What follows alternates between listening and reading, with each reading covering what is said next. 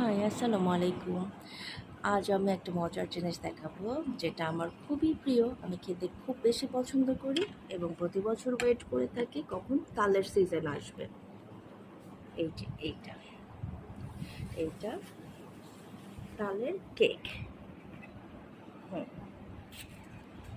তালের কেক আমার মা বানিয়েছে এবং এটা আসলে কি বাইরের কোথাকার না, একমাত্র আমার মার বানানোটাই আমার বেশি পছন্দ। এটা হচ্ছে কাঁঠাল পাতায় বানানো। কাঁঠাল পাতায় পানের খিলির মতো করে মুড়ে আম্মু সুতো দিয়ে সেলাই করে নিয়েছে। টুথপিক দিয়েও করা যায়। এটা আমি একটু খাবো, আমার খুব প্রিয় এটা। জাস্ট লাইক কোন, একটা কোন আইসক্রিমের মতো লাগে দেখতে।